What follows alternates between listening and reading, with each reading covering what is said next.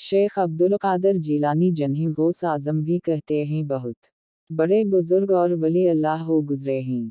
आपकी सारी जिंदगी तबलीग वाशात इस्लाम में गुजरी।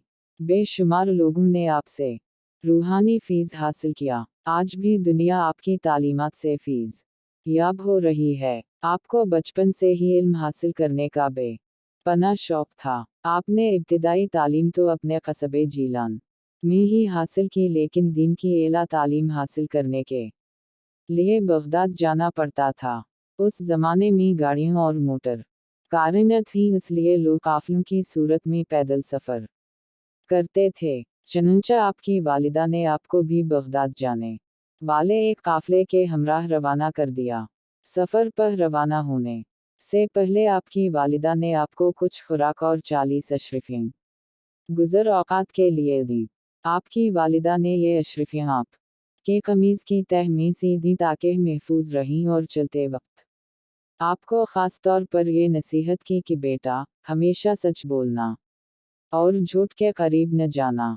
आपने मां की उस नसीहत को गौर से सुना और सफ़र पर रवाना हो गए।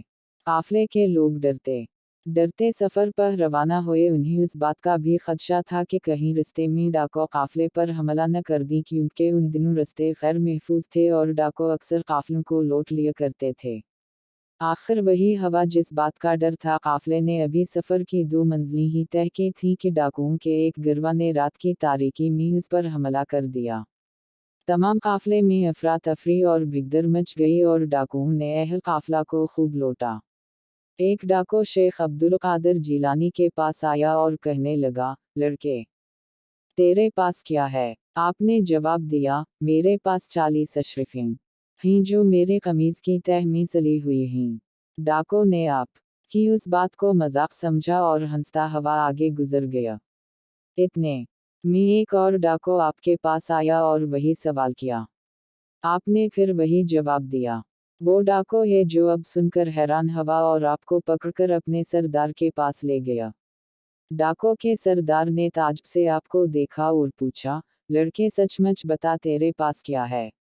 आपने वही बात दोहराई। आपकी ये बात सुनकर सरदार की हैरत की इंतहा न रही। आपने अपने कमीज की तह को खोला तो पूरी 40 अशरफियाँ जमीन पर गिर पड़ीं। अशरफियाँ देखकर सरदार की आंखें हैरत से खली की खली रह गईं। उसने आपसे मुखातब होकर कहा, लड़के, तूने सच बोलकर अपना राज क्यों फाश कर दिया? हालांकि तो आसानी से अपनी अशरफियाँ बचा सकता था।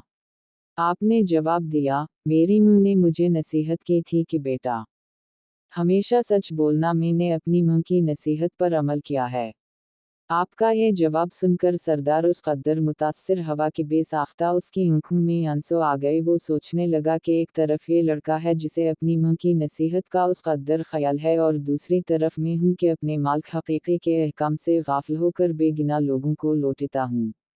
उसके दिल से गफलत का पर्दा दूर हो गया। उसने तौबा कर ली और काफले का लौटा हुआ माल वापस कर दिया।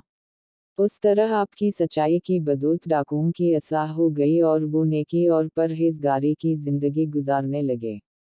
मज़ीद ऐसी ही सच्ची कहानियों के लिए चैनल को सब्सक्राइब करें और वीडियो को लाइक करना न भूलें। अपना बहुत सा ख्याल रखिए। इजाज़त दीजिए। खुदा हाफिज।